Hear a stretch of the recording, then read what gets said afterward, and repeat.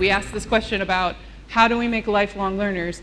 And I think the other piece to it is that we also needed to reach kids in the space that they value the most, which is where they're spending their free time. You know, it's one thing that kids, and again, like contexts are different in different places, but certainly in the American context, they have to show up to school. Like, it's not volitional. You know, they are put there, they're there for a certain amount of time, and that has an effect on how they see their ownership of that experience in some cases. So we said, how do we get kids to take the space that they call theirs and get them to be self-educating in that space? And so when we looked at what kids were spending their free time on, one of the big things was video games. You know, the number of hours that video games are played per day, in our context, it's on the average 7 hours. And sometimes that's because they're playing multiple devices at a time. It's crazy, it's a lot of time. And so if you were going to say, if kids have that much time to play video games, could we convince some of that to be about education? And we didn't want to hide the education. That's another piece of it. I think when you start to see some of these experiences, you'll see that they are blatantly educational. We are not hiding the math. We are not hiding the reading. It is all right there on the surface. We're just saying that reading, math, exploring the world of science, it is as exciting as anything else you could be doing. And I really believe that. I am a lifelong learner. I am someone who is completely driven by curiosity. That's why I'm here. I'm curious about all of you, and you know, that's a good piece of it. So let's see here if we can. So these are our games right now. We have made all of these apps over the last 3 years. Why so many? This is not one math game, one literacy game, one science game. This is a giant amount of games. And it's a lot of games because we knew that we were trying to reach a very diverse audience. We knew that we'd have people who like to play short games on the subway or the train. We knew we were going to have people who really wanted to curl up in a corner at home for an hour and really invest in an experience. You know, we knew we were going to have strategy game players, and we were going to have people who were puzzle players. And we knew there was no such thing as one game that would fit all those experiences. We also know that from an educational perspective, there's not just one way to teach things. So we have several spelling games, and several syntax games, and several pre-algebra games, with the hope that there'll be something that will touch everyone. Not everything will touch everyone. So how do you make that many games? Not by yourself. This is a list of some of the studios that we've worked with all over the world, from Colombia to the UK to in the US. We are always looking for new development partners. The way this works for us is, you know, we go to a lot of game conferences, and we're looking for people who are already showing interest in the space. Maybe they haven't made their first education game yet, but there are things about the games they are making, there are things about the questions they're asking, the interest they have, that clearly align them with making educational games. And so we've worked really hard over 3 years to identify folks who are out there who are trying to get into this space, and also people who are very established. You know, Shell Games and Preloaded, they've been in this space for a long time. You know, we were very excited to partner with them when we started working on this. But other companies up here, they were our first time they ever made an educational game. But there were things. So a good example is Strange Loop. So when we met Strange Loop, they had a game out where they had developed a really, really complex water physics system. And it wasn't an educational game, but they had worked so hard to make it work just the way it works in the real world that we saw they had this innate interest in kind of making models of true existing systems that people could play with. And so we ended up building a cell simulation game with them, which is really beautiful. We'll get a chance to look at it today.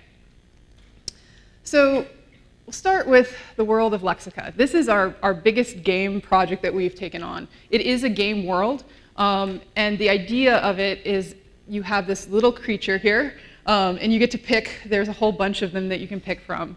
And it's called a curioso. Curioso is an embodiment of your curiosity, and it grows and develops as you engage with other games that are part of the suite.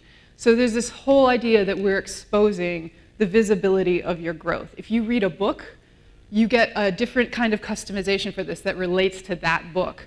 And it's the idea of making physical, making present to the world, the changes that happen to you when you acquire knowledge. And we explicitly tell that story in this world. And the other piece that we wanted to grapple with, because we felt it was really important, was a little bit of the Carol Dweck's mindset theory. So this idea of that you grow a growth mindset, so that you basically, we exposed the two sides of that conversation, which are there are people who believe in a fixed mindset, which is the idea that you've got what you're born with, it doesn't change, there's no way to affect that. And then there's a growth mindset, which is every time you encounter something, every time you struggle with something, you are helping grow yourself. And another piece of that we feel is really associated with that is the idea that failure is a really important experience. And so when we looked at our games and when we looked at what it means to fail in the context of a game, one of our big rules is failure should be fun in the context of a game. It should be something that doesn't penalize you so severely that you don't want to try again. Because we want to say, you might not get this right the first time. And there's not a teacher here with you. There's not anyone here. But we want you to jump back in and not be afraid to try it again. Because some of this material, it's going to be hard. It's going to be difficult. And you need to keep going. And so we really work hard in our games to try to come up with, we have one game where you're in this temple, and when you get things wrong, scorpions come out all over the screen, and you can kill them all and make them all go away, and make them flip over on their backs and all sorts of things. But it's a surprising experience, and it's I didn't expect that, but okay, I'll get right back in there and keep going. You don't get a big red X up on your screen, game over. Game over is not a thing. It's try again. And that's, I think, a really important philosophy that we have that is a part of that growth mindset. So I'm going to show you a little bit about how Lexica is integrated with our e-reader. So it is a world of reading and writing, and we have done some really interesting things in this world to make it feel like it is alive with literature. And I'm really trying to play a video, but I have no idea if it'll work. I think maybe I just did something.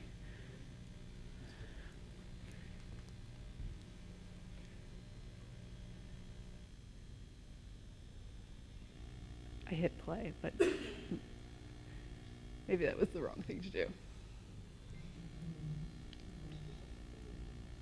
So this will show you a little bit of the world, but it'll also show you some of our integration features, which are pretty interesting. Shell Games is our development partner on this project.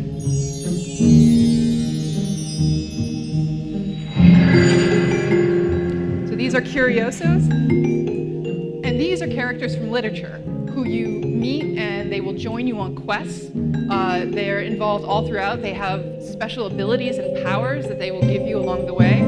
This is an example of how that works.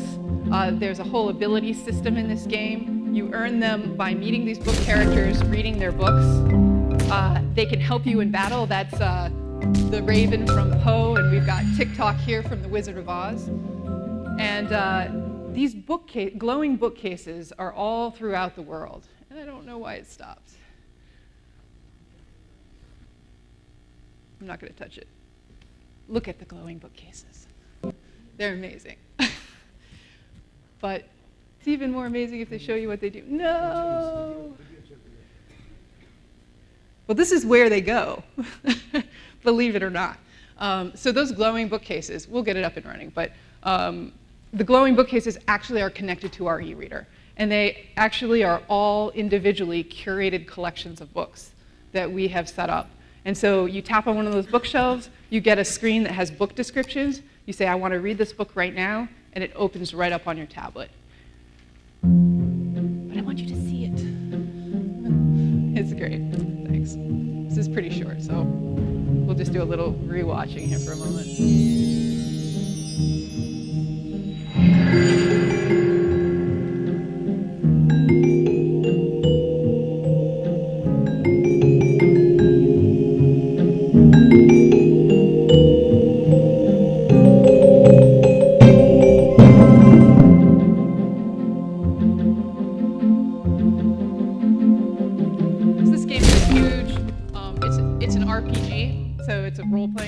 basically, there's lots and lots and lots of text in this game, which is really important because it is a game about reading.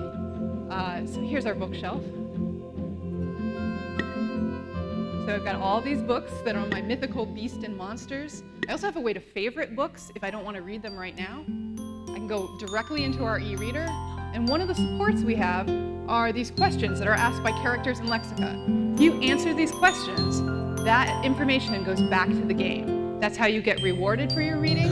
It's meant to be a support for helping with difficult books, and you also you get all, well, like this. This was a result of my reading, those rewards there. Another big thing that is a part of Lexica is Lexica acts as a gateway to all of our other English language arts games. So these are some of the games that are embedded within Lexica. So this is Inkblot Underground. This is a Morpheme game. It's about word parts. Master Swords, which is way too much fun, is a game where you do battling with word taunts. So you basically spell different words. You can play it against other people. It's a lot of fun. This is Twisted Manor, which is a vocabulary game. It's where you basically find objects and actions to solve a whole murder mystery thing. And so those are all the different games. This is pretty interesting. This is Scriptus. It's another part of Lexica. And it's basically Minecraft for writing. So what does that mean? It means you can build out full environments, and then you can write interactive dialogue for anything in the scene. Your trees can talk, your characters can talk, and other players can play your content and leave you feedback. When we took a look at writing and what would that mean, we thought writing for an audience and getting feedback from others was a really, really important part of the writing process that we wanted to engage with.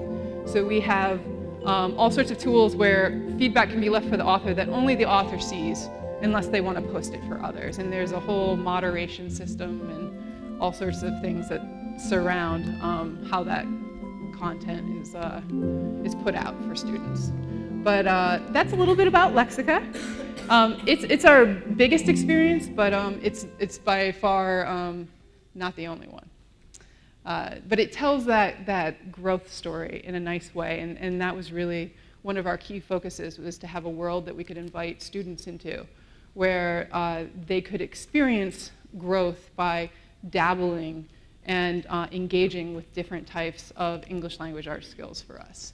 So let's see if we can move forward. So this is this is the library view that it goes to when you start to engage with the books. And this is that suite. So I don't know, for those of you who picked up sheets, or you can certainly grab them out front afterwards, you'll see that these games are listed. And the volumes 1, 2, 3, and 4 actually have multiple games in them. So one of the things from a technology perspective, when we wanted to look at how much space was this going to take up on people's devices, the answer is more than we wanted it to, because we were trying to just make so much content. But we were dealing with some interesting infrastructure realities, one of which was we knew that connectivity was going to be a big issue.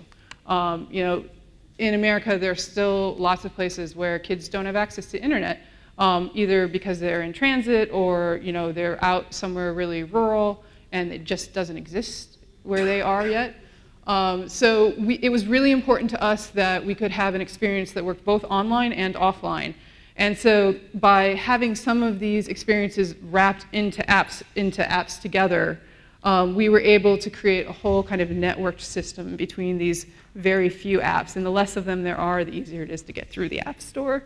And there were all sorts of technical challenges that we faced in trying to figure out how to get these out in a way where this whole system could work together. And if anybody's interested in how that really worked, I'd be more than happy to spend a significant amount of time talking to you about that. So these are, across our English language arts games, we were able to cover a lot of skills. We had some games that cover multiple skills, but we looked specifically when we said, well, what subject matter do we make games on? We went to teachers and we said, what is there not enough time for in your classroom?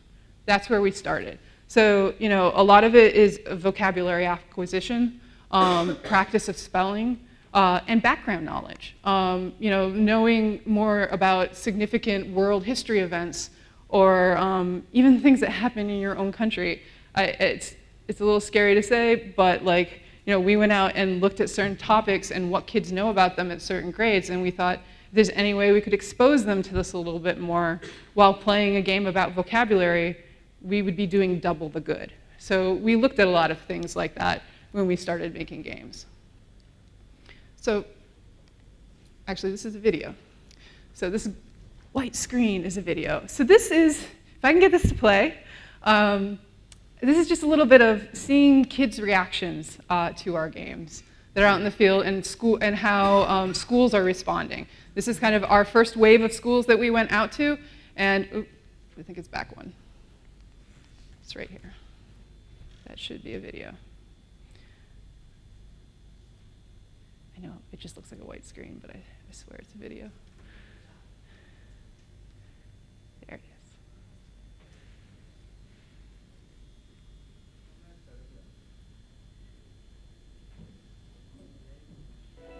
I made such a difficult presentation to give, I know.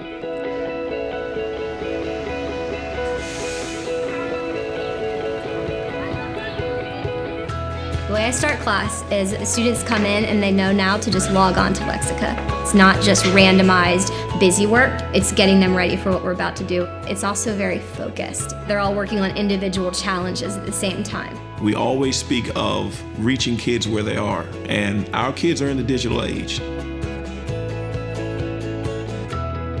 I've been playing games for a whole life, but I never knew there would be a game that I would love that was learning. That shocked me so much. Lexica is a reading game. There's this big library. There's books and like people you can meet, like Tom Sawyer, Alice in Wonderland, Dracula. You're basically reading books as you play. So you go around and you read and you learn, and while you read, you go on magical quests. is telling me about different people and the books I haven't read. Lexica makes reading fun for you. It's like you feel somewhere magical and it feels like you're in the moment. Like if you're reading a book and the book gets really good in the middle. When I get home and I finish my homework, I'll get on Lexica trying to get ahead of my game, so when I come to the classroom I can help other people and be like, hey, I got to level 3. Every morning you go on, someone's like, hey, I got a new chapter, and it's like really fun. I play every day. I just went on a vacation, so I've been playing all day in that car for the whole entire time. I believe that Lexica offers the very same things an old-fashioned vocabulary book would offer a student. They have sentence building, exercises with words. They've loved it from the minute they started playing it. You come in now and every student is engaged. The minigames are pretty fun. 2 of my favorite minigames are Mukashi Mukashi and Ink Blot. My favorite game is Story Cards. I really like that game. Some of the things that I'm learning are like grammar and reading skills and comprehension. It gives you a whole other way of learning and reading. Lexica is my favorite game I've ever played. It reminds me I'm just sitting home in my man cave just playing and play. When I see the boys in my classroom playing these action games and all that, I'm just like, how do you guys play that stuff? Like, it's just for boys. Then when I started playing this, I was like, I can get used to this. Like, this is a game that I could actually play every day nonstop. By using games in the classroom, it keeps their interest, and we're able to make sure that even though they're having fun, they're learning at the same time. Academic value, I rate a 1 to 10, a 10. We really did just go to a school and ask these kids about this stuff. I know it's a little hard to believe they're that engaged by it, but we're just blown away by kids' response to what we're doing. So that's what we've been doing in the literacy space.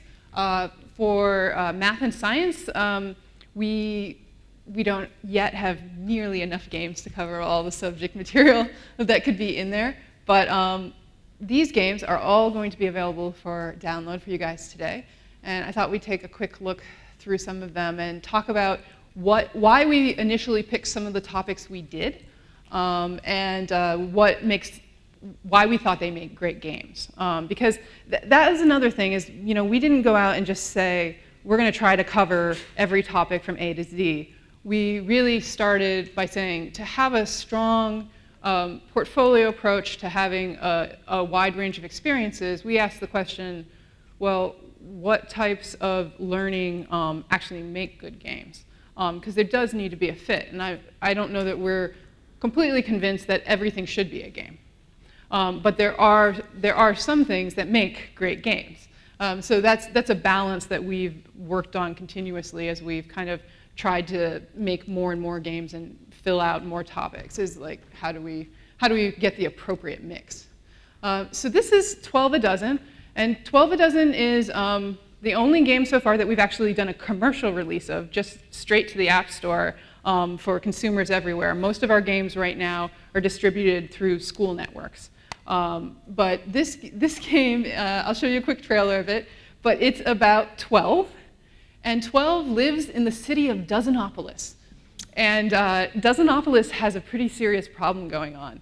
The ultimate prime number, which is this very large number, is ruling the town at large, but he's very afraid that he may no longer be the ultimate prime number. And so there's this giant platforming adventure that you go on, where it's puzzle platforming, but you're basically, what you get the opportunity to do is, you see this little 2 up there? That's a numberling.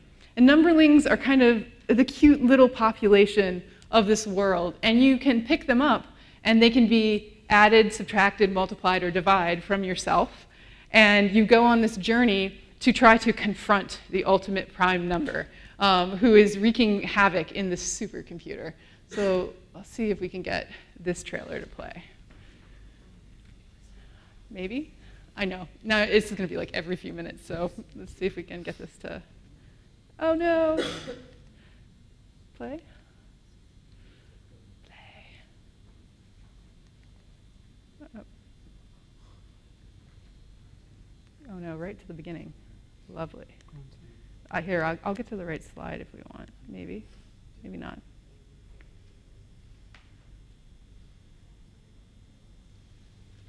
I knew I'd be in trouble for putting videos in my...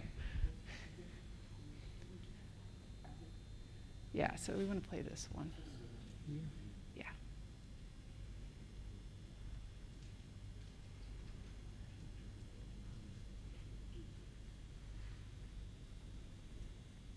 There we go.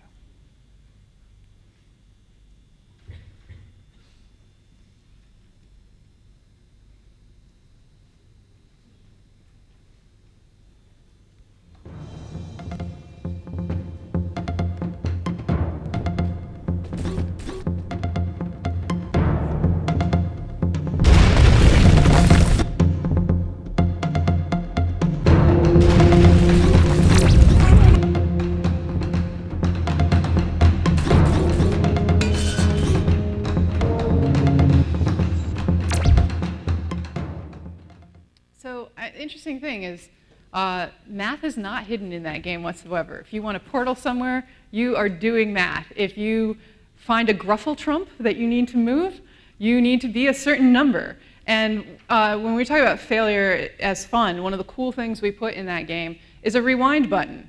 So if you do the math wrong, it's all displayed at the top of the screen. If you're building a large equation, which I gotta say the math in there gets to a level where I need a buddy. It gets really tough. It starts out very, very simple, but it builds. And we display the whole equations at the top of the screen so that you can analyze the math you're doing as you're kind of building out some of the larger, more complex problems. And if you're studying it and you realize you've gotten yourself stuck in a spot, you actually have a button where you can go back to every stage in that and redo it. And there's no penalty for that in the game. It's not cheating, it's actually doing math and problem solving. And we felt that having tools like that where you didn't just get stuck or you couldn't just go on. I mean, there are systems in there also with like helping you think through the math problems. We have what we would call a hint system in there, but the most important thing is that rewind button. The ability to say, okay, I know there's not something right here, let me try it again.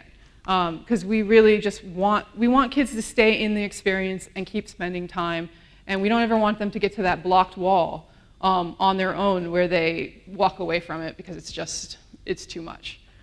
So that's a really great feature in that game. Lob rule, fractions. So this is a multiplayer game. You can play this against your friends. And the whole idea here is you're building units of one. You can build them either as a blockade, or you can build them as an advancing piece that will go across the board and conquer a piece of your opponent's board. It's a lot of fun. It gets all into mixed number fractions, and this game has some really neat supports in it too, where we actually have a screen that slides out that shows you the breakdown of all the different variations of fractions, which is fantastic because learning that and keeping it all in your head if you're new to working with fractions can be a real challenge for kids. And so we don't ever take those tools away. We'll let them use it as much as possible. But of course, the more fluent and the more fluid they become with using the fractions, the less they'll need to rely on that, and the better they'll probably do in a match. There's also a single player mode. So I was going to say, I feel like, do you guys want to struggle with another video? Or I can just kind of go through some of these. There is a video on the screen.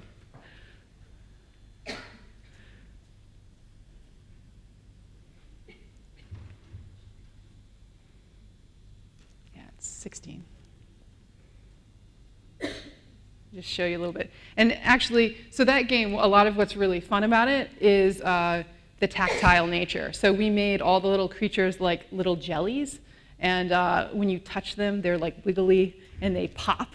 And there's a really tactile experience to it. We thought really hard about how to make these fun on a tablet with touch screens.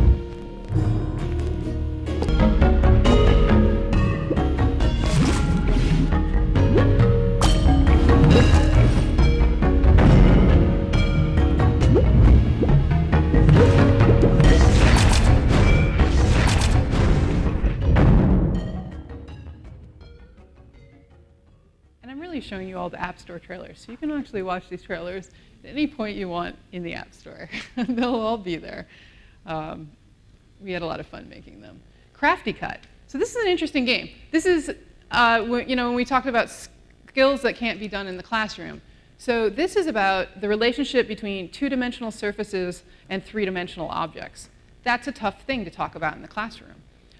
It's a great thing to talk about in a 3D space on a tablet. So this is a slice and dice game, and you're basically given a two-dimensional shape and a three-dimensional object, and you have a single slice to try to cut that two-dimensional surface out of this three-dimensional object. And they start out simple, but the shapes get much, much more complex. And it is it's a spatial thinking skill. And they have found that this kind of practice can really help kind of bridge understanding for some kids who have trouble understanding just like in their kind of mind's eye how that works. So this is hours and hours and hours of endless play. And you also get a whole level that unlocks where you can make things for other people and share them out. So the idea that you can kind of build your own things and use these tools your own way is another piece of this. This is a game called Hundreds. Hundreds is a ratio game, and basically what you're trying to do is to get all the zeros on the screen to equal 100 as evenly as possible. The other piece is that while they're active, because you're supposed to be using multiple fingers in this, if they touch each other while you're activating them, it restarts the level. This is much, much harder than it seems, but it's also very, very simple gameplay, so it's hard to walk away from. Because you're like, I should be able to do this. This is really simple, and it gets into negative numbers, and so you have all of this balancing you're doing of both positive and negative numbers with these little tactile elements that are coming up on the screen. It has very, very soothing music also. It is definitely a great, like if you're in transit, sort of fun to play game. This is Phoenix Protocol. It is a binary math game. Which is kind of interesting. This is not in American curriculum, don't ask me why, but we thought it was really important to make a game about it. Teaching kids the basic principles of and, or, null. This is all kind of that circuit systems thinking. And so the whole thing is that we did abstracted puzzles that teach those skills, and you are basically building circuitry to put a spaceship back together. and get its systems up and running. And it also has amazing music in it that is just really, all of these pieces and components like have a different sound they make. And when you get them all running together, they just create beautiful music. It's abstract puzzle play in the sense that we don't really confront kids too much about, like, they know that they're working with circuits, and we use the appropriate language to talk about it, but we kind of don't make it overly technical. We keep it in puzzle play space, which we actually think is really, really important for an introductory level. It's about the kind of the very like most simple, basic, abstracted form of thinking about that, which actually is a bit more flexible. So we've got those for some of our math games and science games. This one I am going to play the trailer for. This is SimCell, the developer that I was talking about at the very beginning, where this was their first educational game that they made ever, after having worked on fluid dynamics systems. This is one of our most beautiful games. And it's really about being a little nanobot and being inside either an animal or a plant cell and helping fix the cell. It has some really amazing features, but I just think visually, I don't think this is how a lot of kids get to think about cells. So maybe we'll get it up here in a minute. But it also, every organelle inside of the cell is fully scannable and has vocabulary associated with it. There's no video. I don't believe it. Let's see. So it's this one right here.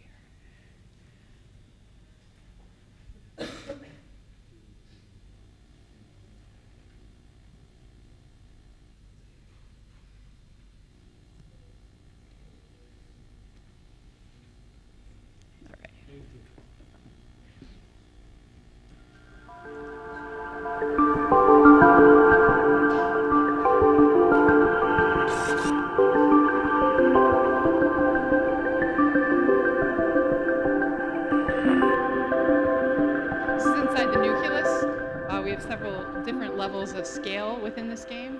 You enter a cell, and then you actually have a picobot, which is smaller than a nanobot, that goes deep inside the nucleus of the cell, where you actually work with the RNA.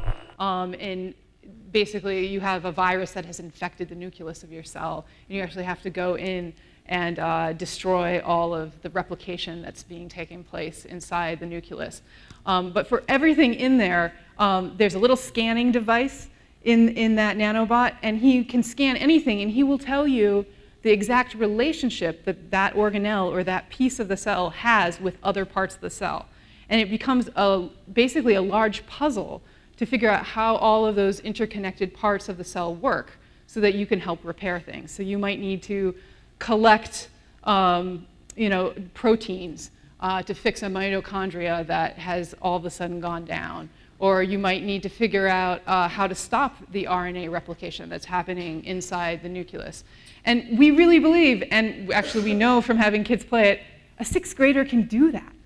And that's amazing, because we've taken this into like college level biology classes, and they're like, this is all accurate, and you've got sixth graders doing it? And it's like, yeah, because it's a mission, and it's a world, and it's a captivating place to be. And that's a lot of how we really wanted to present the world of science. Because sometimes the little tiny picture in your textbook doesn't quite show you that there's a whole world inside a single cell. And so that's one I'm just really proud of. We have experiences at the other end of the spectrum as far as that was big and breathtaking and amazing. This is Habitactics. It's a match 3 game that's all about food webs. So we have all sorts of different environments. This is the tundra, but we have tropical environments. We have woodland forests. And all you're doing is saying, my little gopher eats 3 grass, and my wolf eats 3 gophers. And when they die in the cycle, the little mushroom spores will eat the dead animals. And you learn all kinds of interesting things. You learn that when rabbits are in a starvation situation, they can eat their own feces. That's a special feature of this game. Kids love it. But it really is teaching them about how the balance of food cycles work. And this is a pick it up and play it for 5 minutes and put it down and come back to it whenever you want to. It's a really simple game, but we have these amazing graphs that show up at the end of the level, and they show you why your population died off if you don't keep it in balance. And so you actually get to see kind of a reflective piece over time of how you either did or didn't keep in balance the ecology. So it seems like a really light, playful game, but it actually has some really impactful outcomes that we actually show the students so that they can think about it when they go back to try and play it again. This is Anti-Germs. Anti-Germs is a strategy game where you are playing as the immune system, and you get to build all sorts of different units that are part of the immune system, and you go out and you fight infections and different invaders and cuts and wounds, all sorts of things in the body. So this isn't that different than SimCell, actually, in the goal. But it's a completely different style of gameplay. You know, SimCell is a mission-based kind of exploratory game. This is very much a strategy game. And we just knew that we'd have different kinds of kids who would like to engage with dealing with the immune system in different ways. This is Planet Planners. It's an ecology city building game. It's at a very high level, kind of the idea of maximization of resources and land. But you basically have these little cubiform guys who are looking for a new planet to live on, and they're building communities. And I say communities because one of the things you deal with in this game, very much like The Sims or something like that, is the happiness of your population. But we deal with that in the question of how land is used. And we ask questions about, like, what is the value of putting a park in the center of your community versus putting in a theater? Interesting questions. So there are different sorts of communities that you can build up all over this, and they require different resources. You know, one takes a lot more energy than the other takes, but you get different amounts of populations that show up in your cities as a result of these things. This is a lot of fun to play. Some of the comments that the characters in the game make when they're unhappy is really cute. So that's a fun one to play. This is Lightsmith. It's a classic puzzle game where you're learning about all the different properties of light. So you have filters and reflectors and wavelength changers, and you start out with this beam of white light, and you are turning on a series of generators. And the way you get those circuits up and running is by solving puzzles using all of these different ways that you can transmit the light as a form of energy. It also has really, I'm always into the music in games. I think that makes a lot of experiences kind of what they are. It has great music. And this is Tyrant. And Tyrant is about the community of a single organism. And in Tyrant, you play as an ant colony, and your goal is to get to a nuptial flight where your queen ant takes off and flies and starts a new colony. But it's really about resources, resource management in the sense of, you have to both build your nest, and these are leaf cutter ants, and they basically, they take these leaves down into their nest, and they don't actually eat them, they farm them. And we actually show this all in the game, it's amazing. They take them down there and they grow fungus on them, and then they eat the fungus. And, well, their baby ants eat the fungus, to be very specific. And we get into all of that. The specifics of this is a very, I would say, deep dive into a very narrow topic, but it talks about a lot of the interdependencies of this community on itself. And so you can play the single player. We just wrapped up developing multiplayer for this, so you can have 2 ant colonies that are competing for resources. And you can play it either cooperatively or you can play it competitively, which we actually thought was really important for this. There are very different strategic choices you can make about either both colonies succeeding or about whether or not you're going to starve out your neighbors. But in the world of ants, we are not ants. I just want to say that. But in the world of ants, those things go on. So that's a really a lot of fun. So those are the games that I had to talk about today. If you got one of the sheets, what you can do is go into your app store and you will be able to download all of these games, and the sheets have on them a sign-in and a password. Those will be, if you activate them in the next 2 weeks, they're going to work and they'll be live for, I think, 60 days. That's how our demo accounts are set up for the moment. And if you get so excited about them and that's not enough time for you, what you do is you email me at that email address and I'll figure out how to make your account still work. So I'd love to take questions. I know I've just talked like a lot at you guys. So firstly, your job is really commendable, and yes, it's revolutionary. Having said that, how do you aim to bridge the gap between those who don't have devices?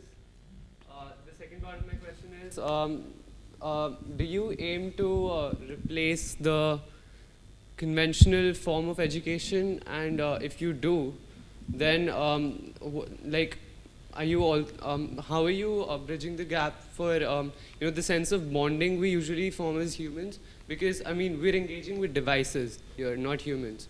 So largely the communication skills are probably, like I'll share my experience.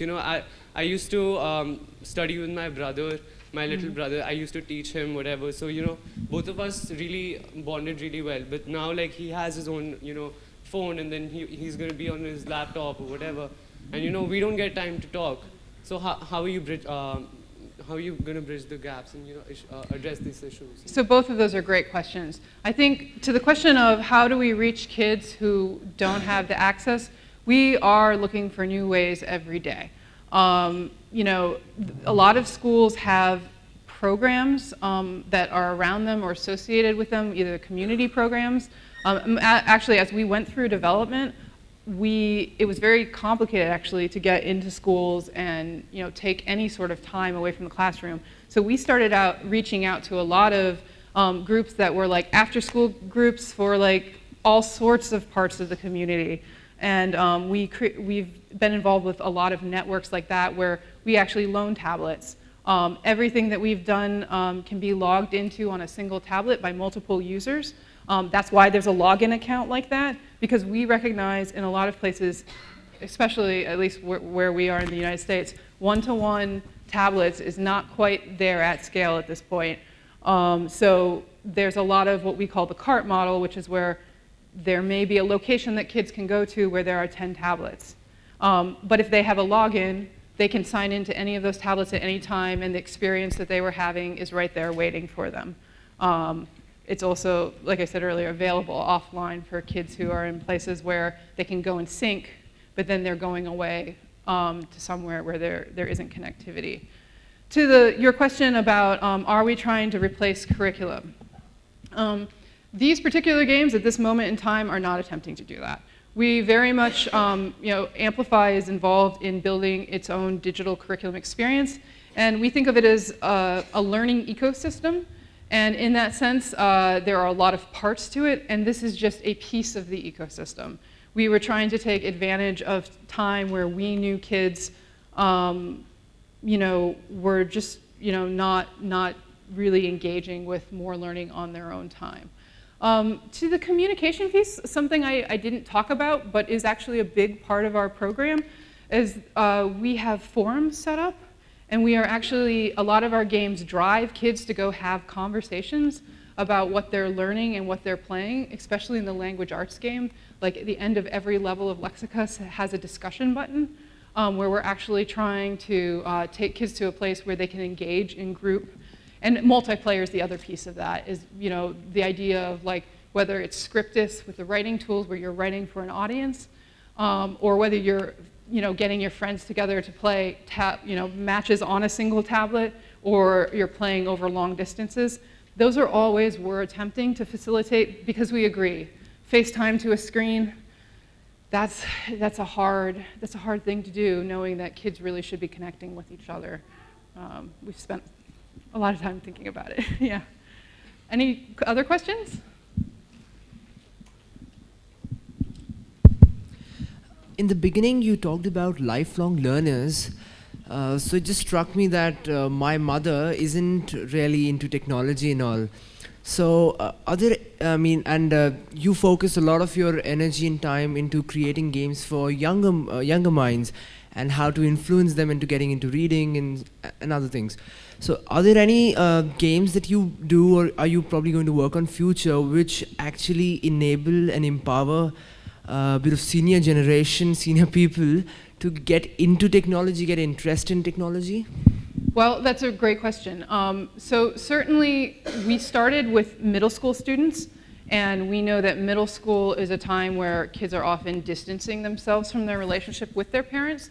And so we took that into consideration, but we have been thinking a lot about what it means to go into the younger grades and the younger experiences. And we recognize that a lot of those experiences would be absolutely hinge on getting parents to be involved in being on the device with their kids, learning a supplemental layer that would help guide those experiences, and having them very involved. The one way we have parents involved in the middle school experience right now is, I didn't talk at all about the back end of this, but we have data that is coming out of all of these games, and that is available to share both with parents and schools in a meaningful way. And we've tried to be thoughtful about what types of data to share so that it's more supportive of helping parents understand ways they could be engaging their kids. Like, if we notice that a kid hasn't finished a book, letting the parent know the title of that book so that they can engage in a conversation about it is a really meaningful thing to do. It's almost more important than telling them how much time they've spent reading it, because it allows them to engage in a conversation about something that's going on in that child's life. Same for a teacher. But there are lots of different types of data points that we're looking at for meaningful ways to engage parents in conversations about what their kids are doing. Other questions?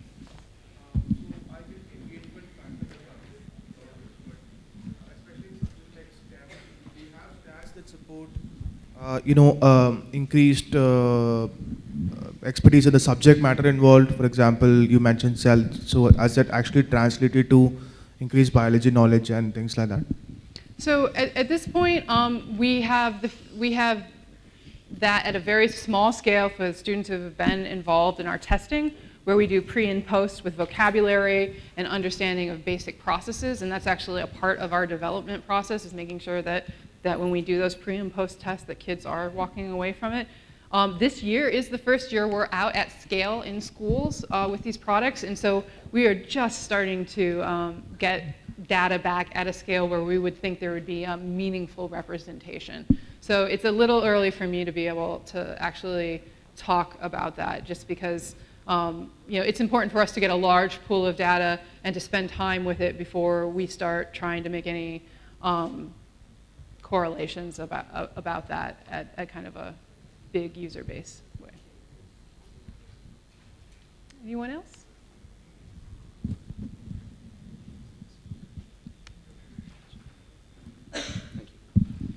Do you think about the math that goes behind the game before, after, during production? So by math, I mean the probability of winning the game, or basically the probability of like getting a certain upgrade or anything of that. Absolutely. Okay.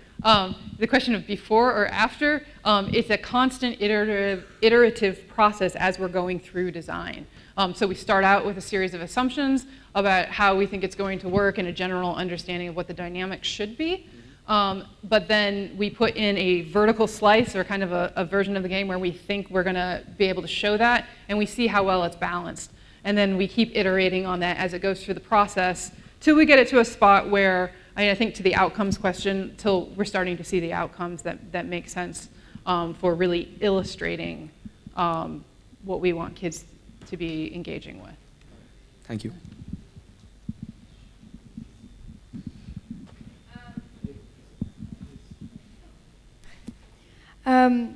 Could you maybe talk a little bit about, I'm curious, I know designing games, you must have a team that does programming or a team that works with music or whatever.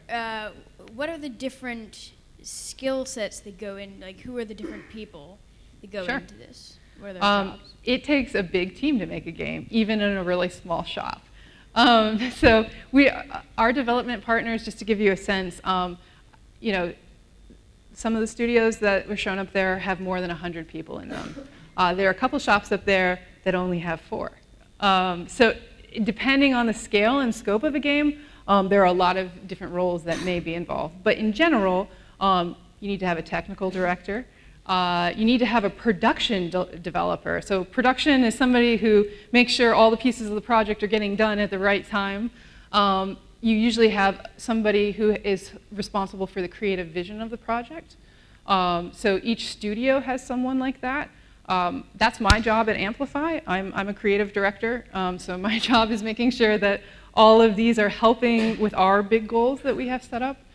And then, yeah, you have people who are on the art team, because games are very visual experiences. And often you have somebody whose focus is purely on, how do I want to say it, the user experience, like the actual interaction with the game. Because especially for tablet or phone games, you know, thinking about how people interact in that space, like a phone is different than a tablet. You use different gestures. You know, you have different expectations for how menus and screens and things like that work. And we do a lot of effort on our part to standardize those things across our experiences.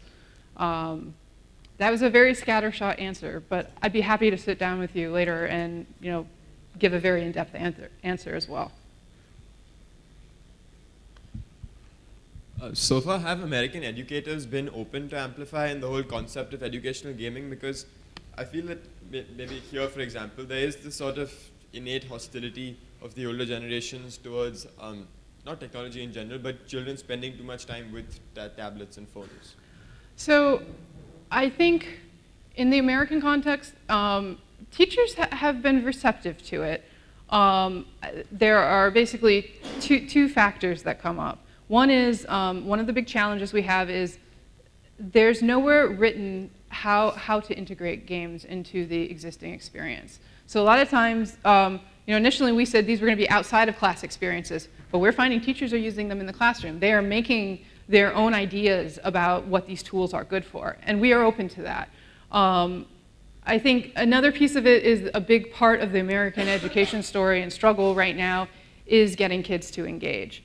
And so that is such a present and such a real issue that people are very hungry to try things to re-engage kids. So it is, I think, the how much time on screen thing is very real, but I think the kids tuning out and not being super engaged in what should be one of the most valuable experiences for them to take ownership of is a much, much deeper concern in some ways, and we are just one of the many, many ways that can be tackled. I also see my clock flashing, so don't let me go any longer than you want me to.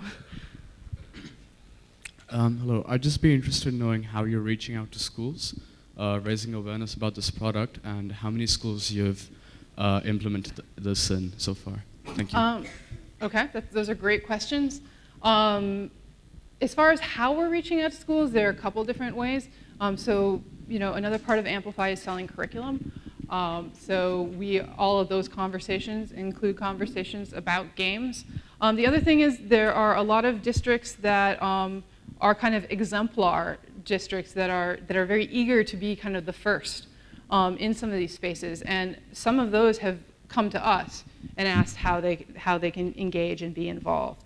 To the how many schools we're in right now, it's not as many as you might think because of, you know, our sensitivity to making sure we're getting it right and that we're dealing with all of the infrastructure realities that exist. You know, we have to be on the ground a lot, helping figure out when it's hard to deploy things onto tablets or what are going on. So right now, it's a little more than a dozen school districts, which have varying numbers of schools involved at the moment.